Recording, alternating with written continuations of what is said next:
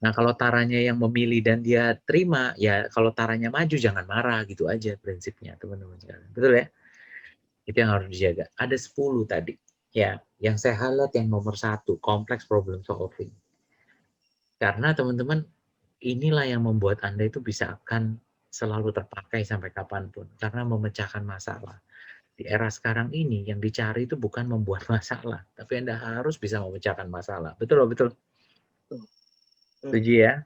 Nah, saya belajar di S2 Quick-an gini biar apa, Pak? Nah, Anda justru harus menjadi seorang complex problem solver yang baik dengan keterampilan critical thinking yang baik, kreativitas inovasi, punya people management tadi ya, terus tadi juga dikatakan Anda punya kemampuan koordinasi tim, Anda punya kecerdasan emosi, Anda punya kemampuan mengambil keputusan dan menilai dengan baik, service orientation-nya bagus, terus juga punya kemampuan negosiasi, dan cognitive flexibility. Artinya apa? Ya ilmunya jangan itu-itu aja, belajar lagi.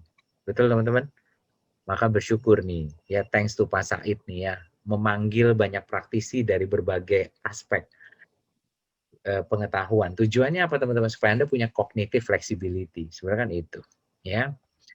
So, apa yang mesti dilakukan Pak Honor mulai sekarang? Ini kata kuncinya. Change your mind. Betul? Problemnya di sini teman-teman. Mindset kita seringkali terjebak oleh pola lama. Betul? Sekarang saya tanya teman-teman. Kalau saya minta Anda minta, oke teman-teman sekarang silakan ada gambar pemandangan. Coba Anda perhatiin. Biasanya yang keluar apa? Dua gunung, satu Gunung dua. Nah, Gunung kok dua ada bisa ya? matahari, ada Kok sawah. bisa ya? Jangan-jangan dulu sekolahnya bareng ya? Sampai kuliah juga mau bareng lagi? Ya ampun. dari zaman dulu, Pak. Nah, Emang nggak kreatif. Nah, memang nggak kreatif. Selain itu apa lagi? Tidak mau berubah. Nggak mau berubah. Apalagi? Karena malas, betul teman-teman? Malas mikir, Pak. Udah yang ada aja. Anda tahu itu mindset semua tuh yang disebut sama Anda tadi. Gampang, mudah, simple, yang tahu aja, Pak. Dari dulu diajarinya kayak gitu, udah didoktrin, Pak. Udah jadi culture, Pak. Ya, saya malas mikir, Pak. Nah, Anda tahu jawaban-jawaban itu adalah jawaban-jawaban yang secara nggak sadar Anda terjebak oleh pola pikiran keliru sebenarnya. Pola pikir apa, teman-teman? Yaitu pola pikir Anda terjebak oleh comfort zone. Betul?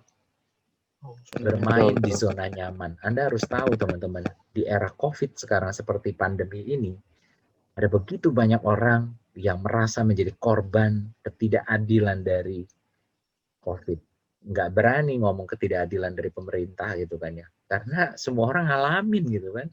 Yang namanya COVID ini gitu. Nggak cuma Indonesia doang. Nah, kita bisa melihat gitu orang-orang yang bermental korban sama bermental pemenang. Anda yang mana? Sebagai seorang leader, rubah dulu dari pola pikir Anda. Setuju teman-teman? Coba katakan teman-teman Anda, katakan sama teman-teman kanan kiri Anda, katakan sama teman-teman Anda, friend, rubah pola pikirnya dulu. Coba katakan dulu sama teman-teman Anda dong. Bro, pola pikirnya dulu, bro. Iya, itu diingetin itu ya. Rubah dulu pola pikir lu, bro, gitu kan ya. Nah, kenapa harus mindsetnya kita rubah? Karena Anda tahu, teman-teman sekalian, ya, tadi saya cuma nanya kayak begitu, jawabannya hampir sebagian besar sama. Itu seperti kayak ada desainnya gitu, kayak udah terbentuk dari dulunya kayak begitu. Maka hati-hati sekali. Maka pertanyaannya teman-teman, are you a game changer atau just a player? Betul nggak? Seringkali kita cuma menjadi player doang, follower doang, betul teman-teman? Tapi nggak mau jadi game changer. Game changer itu adalah orang-orang yang berani bisa buat perubahan. Maka mari kita lihat Alibaba, Tokopedia, ya, Gojek, teman-teman sekalian, Amanda dengan sayur boxnya, teman-teman sekalian. Itu adalah contoh orang-orang yang bisa mendisrupt menjadi seorang game changer, yang tidak menjadi seorang player. Anda bisa lakukan apa? Nah, teman-teman jangan cuma jadi yang mindful, mainnya pikirannya penuh, tapi Anda juga jadi orang yang tercerahkan loh. Nah, setelah kuliah ini harapannya Anda lebih tercerahkan. So, saya cuma mau mengatakan, ya, perhatian teman-teman sekalian, segalanya itu udah berubah, betul? Maka kalau segalanya udah berubah, Anda nggak berubah, berbahaya nggak teman-teman? Pasti berbahaya. Masa iya sih Pak? Ya. Nah, maka yang perlu dilakukan apa? Kita perlu ngapain nih? Kita perlu reorganize. Mulai sekarang teman-teman reorganize lah. Reorganize apa Pak? Ya kita reorganisasi pekerjaan kita, reorganisasi bisnis kita, reorganisasi SDM kita. Kita harus rubah itu. Kenapa? Karena tadi kita bisa lihat AI begitu cepat perubahannya. Ya apapun kita harus rubah, termasuk remote pekerjaan-pekerjaan yang work from home, kita harus siap teman-teman sekalian, termasuk juga remote working, apapun kondisinya kita harus sediakan. Kenapa? Karena yang mau saya katakan teman-teman sekalian, kita sudah masuk digital disruption tadi. Maka kita harus siap dan harus waspada. Apa yang mesti saya lakukan Pak? Sebagai seorang HR, sebagai human capital, sebagai seorang leader. Apa nih pesannya teman-teman sekalian? Apa? Big change. Big, Perubahan besar. yes. Perubahan besar. Anda harus merubah secara besar-besaran. Apa yang dirubah? Menurut saya sih yang perubahan yang paling penting itu apa dulu teman-teman? Diri sendiri. Yes. Dimulai dari mana tadi? Mindset. Diri sendiri. Yes, benar banget ya, benar banget teman-teman sekalian. Yaitu adalah Mindset ya, pola Pak. pikir. Karena kalau mindsetnya udah benar, ya pasti Anda akan bisa merubah yang lainnya. Kata kuncinya adalah rubah mindset Anda dulu. Masa sih Pak saya harus rubah mindset? Yes, itu memang benar. Rubah mindset akan merubah perilaku, setelah merubah perilaku akan merubah hasilnya. Maka kuncinya di mindset. Karena apa? Tadi kata Heraklitus bilang, the only things yang konstan dalam hidup itu adalah cuma perubahan itu sendiri. Yang paling abadi itu cuma perubahan itu sendiri. Ya, maka ya kalau kitanya masih terus pakai pola lama seperti gambar dua gunung tadi itu namanya kita masih pola yang lama, itu tandanya kita nggak mau berubah. Ya, so perubahan itu selalu identik dengan seperti kayak ilustrasi ini gitu teman-teman sekalian ya. Bisa change, bisa jadi chance, betul ya? Ketika Anda berubah, Anda akan menemukan sebuah chance teman-teman sekalian. Itu pentingnya. Maka ketika Anda nggak mau berubah, ya kalau maka bisa jadi teman-teman Anda nggak akan ketemu kesempatan itu. Ya, apa Pak yang mesti saya lakukan? Ya, tadi yang dari diskusi Anda udah clear banget. Ya, perhatikan di tools, proses dan people-nya. Itu yang harus dirubah semua. Prosesnya dirubah, orang-orangnya dirubah, dibentuk, termasuk juga alat bantunya harus kita rubah. Caranya gimana? Ini PR-nya teman-teman. Kita harus merubah, sekarang harus assess, kita harus mulai menilai perubahan yang terjadi apa. Kita harus sudah bersiap. Sekarang sih udah harus mau nggak mau siap ini. Kita harus buat perencanaan. Nah, sekaranglah waktunya kita sekarang sudah masuk ke hijau, kuning, biru ini. Udah harus buat plan dan mengimplementasi. Minimal Anda harus di hijau dan di kuning ini. Betul teman-teman? Sehingga nanti setelah ada perubahan, teman-teman sekalian, Anda bisa membuat perubahan itu. Sehingga pada akhirnya Anda bisa buat kesuksesan. Caranya gimana, Pak? Ya, nah caranya adalah menurut Lewin mengatakan ada 3 cara, teman-teman sekalian. Unfreeze, change, refreeze. Seperti kayak Anda lihat es itu, teman-teman sekalian. Cara yang terbaik itu adalah Anda harus dari es yang beku itu, teman-teman sekalian, Anda buat dia mencair dulu. Dicairkan dulu. Jadi dari yang beku itu dicairin dulu, baru dirubah. Setelah dirubah, di-freeze, refreeze lagi. Artinya apa? Dibekuin lagi. Perubahan itu seperti itu. Nah, sekarang kita perlu fleksibilitas untuk mencairkan suasana nih. Oh, berarti bekerjanya nggak bisa di kantor terus. Berarti harus mix 50-50, 50 WFO, 50 WFH. Nah, itu kan berarti kita kan unfreeze kan. Dulu nggak ada kebiasaan kerja dari rumah. Tapi karena kita mau unfreeze itu, kita ganti polanya menjadi pola baru. Dan itu akhirnya merubah, men-change perubahan yang terjadi di organisasi kita. Sekarang kita dulu bekerja itu harus selalu ketemu tatap muka, tapi sekarang bisa remote. Nah, itu adalah kita merubah kan, change. Dan juga didukung dengan tools-tools yang ada, teknologinya mendukung gitu kan. Nah, nanti lama-kelamaan ini udah jadi pola baru, teman-teman. Tugas kita adalah sebagai human capital merefresh ini menjadi sebuah tatanan kehidupan baru. Makanya disebut the new normal. Clear nggak teman-teman sekalian? That's the new normal tuh begitu. Jadi kalau dikatakan sekarang new normal, ya sebenarnya belum normal-normal banget sih. Kita sedang membentuk new normal itu.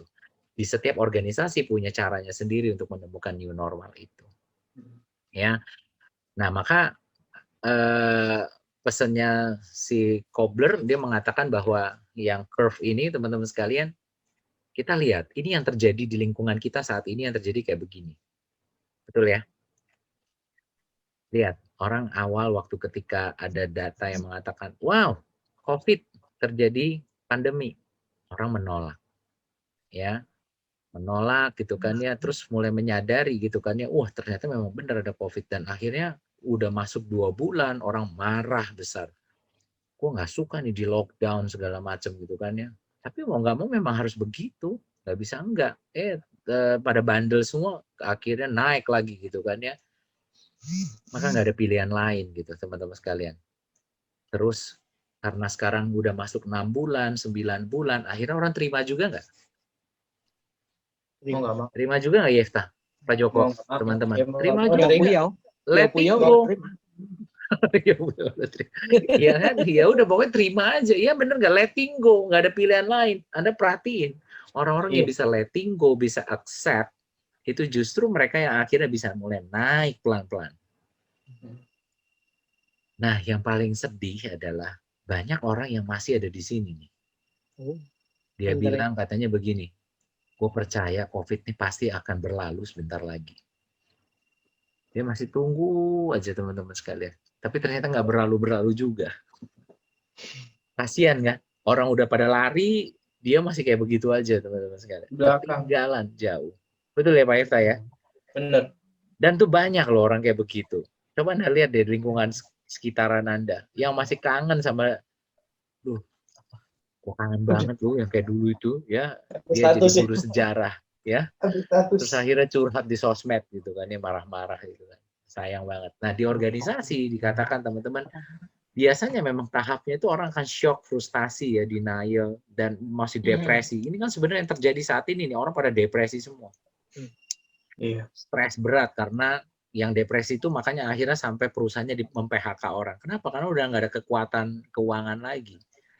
Nah, daripada sibuk depresi dan cari siapa yang salah, kenapa Anda nggak memulai hal yang baru?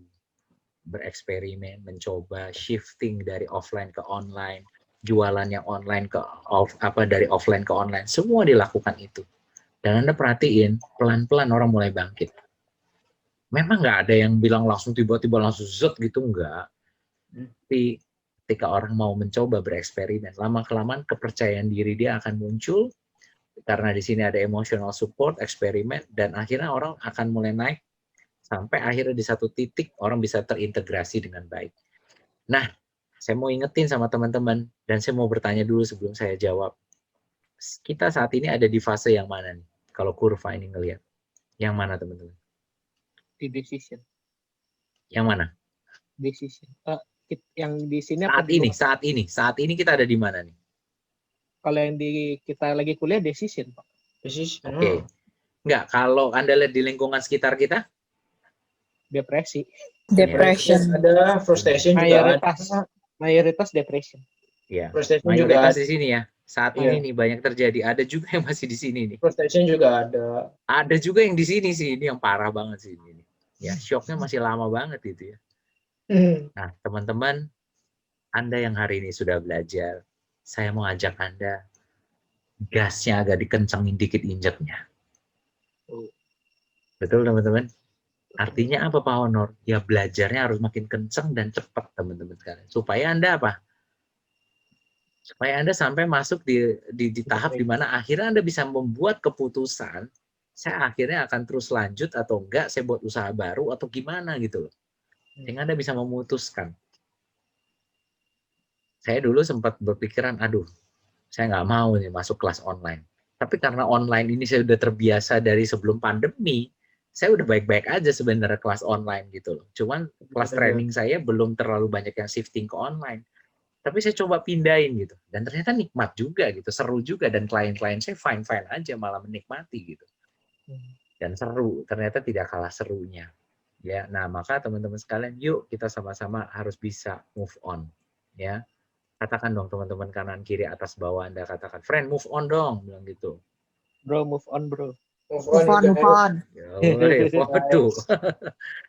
Nah maka kata kuncinya ini sebenarnya teman-teman, kita harus cek bisnis model Anda, betul nggak? Bisnis model Anda di perusahaan itu masih relevan nggak dengan kondisi sekarang? Kadang-kadang masih pakai cara yang lama, itu yang salah teman-teman. Masih sesuai dengan kondisi sosial, dari hukumnya, terus dari kompetisinya seperti apa, termasuk tuntutan customer itu. Apakah teman-teman sekalian itu masih sesuai nggak gitu loh? Anda dengan partnership dengan para supplier masih oke nggak? Perubahan teknologi yang Anda pakai udah cukup mumpuni belum? Apa jangan-jangan masih ketinggalan bisnis model? Ya, salah satunya teman-teman sekalian, ya rubahlah bisnis model Anda. Dan cara yang terbaik adalah kenali customer Anda dan cintai customer Anda. Kenapa saya katakan seperti itu? Karena dari customer Anda lah Anda bisa mendapatkan banyak sekali pemasukan. Betul teman-teman? Bukan dari bos Anda loh, bukan dari perusahaan Anda loh, tapi dari customer Anda. Betul nggak teman-teman? Iya. Ya, nah maka love your customer, engage dengan customer Anda, itu menjadi kata kunci sebenarnya. Ya, nah teman-teman, sebelum saya lanjut, saya mau kasih lihat sama Anda sebuah tayangan video lagi. Ya, coba Anda lihat ini ya. Coba Anda lihat ini. Saya mau kasih lihat sama Anda satu hal yang menarik nih teman-teman sekalian. Sebentar.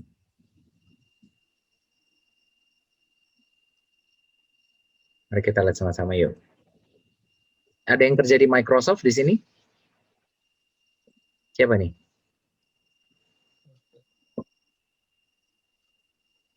Tara ya? Atau Pujo? Coba lihat ini ya. Mari kita lihat yuk. Sebentar aja, videonya pendek kok. Yuk. What if there was a way for employees to work together from anywhere when everything is on the line? Employees are the heart of every business. It's their resourcefulness, ingenuity, and drive that get the job done. But even the best employees need help from people who aren't there with them. Now employees on site can work side by side with experts in remote locations. In an instant, they can share what they see, lend a helping hand, walk through the process step by step, helping solve problems in real time.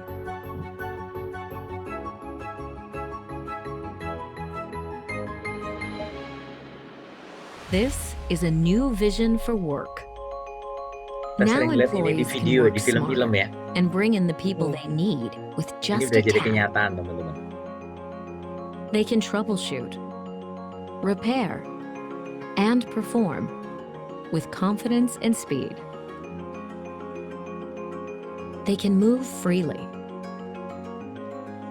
pull critical information into view, and stay focused on the task. Their hands free to do the work. This is collaborative problem solving at full speed. Your people, united across time and distance, more connected, more informed, and more efficient. Now employees can work together from anywhere. They can go there without being there. This isn't the future. This is here and now. Oke. Yes, teman-teman sekalian, ada yang perusahaannya sudah menggunakan produk itu? Belum, Pak. Belum. Sangat Belum jauh, ya? Pak. Hah? Sangat jauh. Jauh sekali dari itu, Pak. Oh, jangan begitu bilangnya, teman-teman sekalian. Ada yang di sini dari Metro Data? Nggak ada ya? Karena Nggak ada. angkatan sebelumnya itu tahun lalu kalau nggak salah, ada salah satu teman-teman S2 itu yang dulu saya pernah sharing juga, itu dari Metrodata. Yang saya tahu Metrodata itu adalah salah satu certified partner yang bisa mendatangkan produk-produk Microsoft. Salah satunya Azure. Kalau Anda pernah dengar nama Azure, itu adalah salah satu produk yang tadi Anda lihat itu, teman-teman sekalian, dipakai itu thread itu, dan dia bisa secara remotely bekerja. Ya, jadi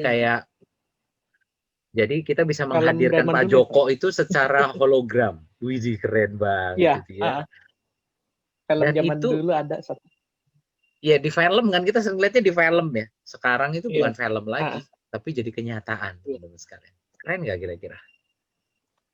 Dan saya mau katakan sama teman-teman sekalian, yang tadi Anda lihat itu bukan sebuah cerita isapan jempol. No, yang tadi Anda lihat itu real terjadi dan sudah terjadi gitu loh. Maka saya mau katakan sama teman-teman sekalian, ya welcome to digital era yang udah makin keren gitu loh, yang sudah makin challenging gitu. Nah, salah satunya juga saya mau kasih lihat lagi nih contoh teman-teman sekalian di bidang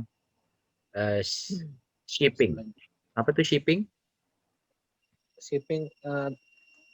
Ya, bisnis pengiriman ya, bisnis pengiriman ya. Shipment, jadi kayak apa sih, pengantaran kayak JNE, pos gitu-gitu, sejenis itu. Ya, nah, saya kasih lihat sama Anda contoh ini yang sudah dilakukan oleh Amazon, dan ini sudah disertified teman-teman sekalian. Jadi nanti sebentar lagi kita akan melihat ini. Oh, drone.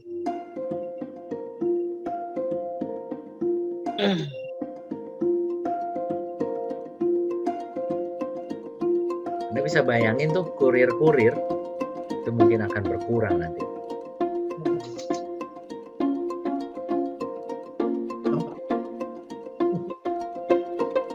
Ini real.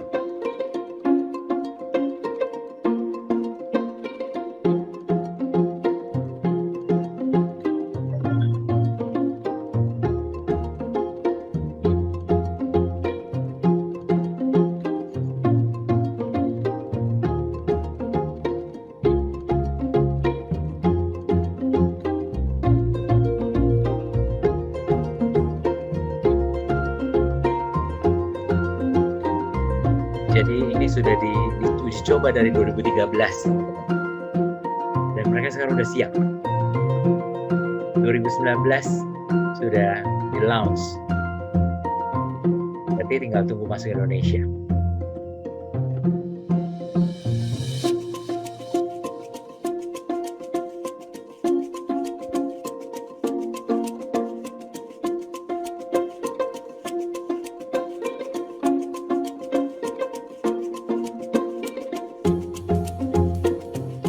UPS yang memenangkan.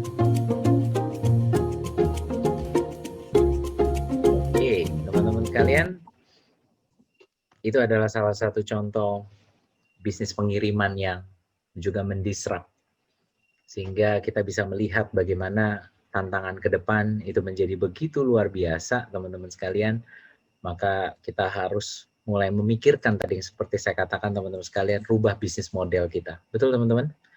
Rubah bisnis model, mau berkolaborasi, teman-teman, di mana kolaborasi itu adalah kerjasama untuk mencapai goal dan tujuan itu, untuk mencapai sebuah growth.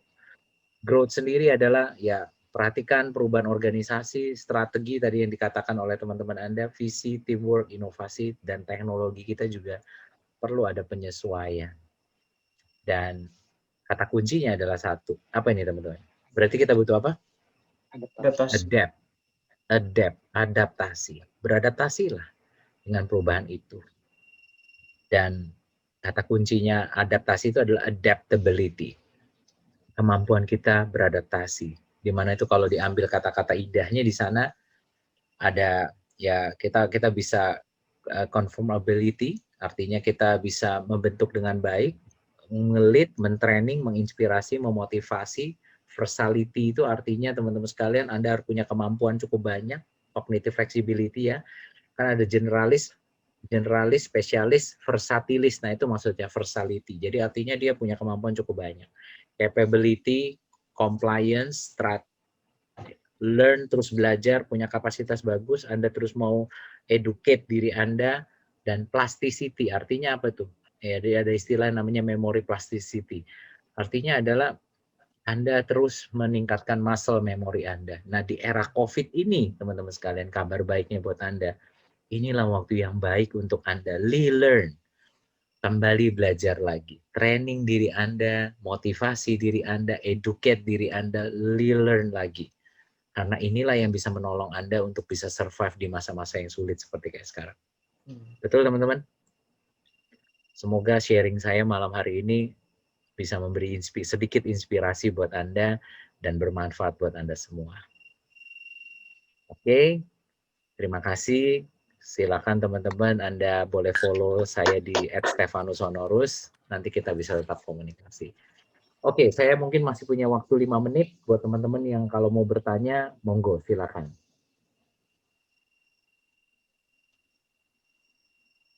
Apakah bermanfaat teman-teman Anda belajar sesuatu malam hari ini? Sangat bermanfaat, Pak. Bermanfaat, Pak. Jadi Thank you, Bu memotivasi Chelsea. lagi, Pak. Nice, Pak. Biar lebih Thank you, bersemangat, thank Pak. you. Pak, Semoga tadi bermanfaat yang ya. radio, di radio apa nanti, Pak? Saya di radio RRI Pro 2 FM 105. RRI. Wah, udah lama nggak dengerin Pro 2. RRI. Aduh, itu kayaknya radio udah nggak didengerin lagi kayaknya ya.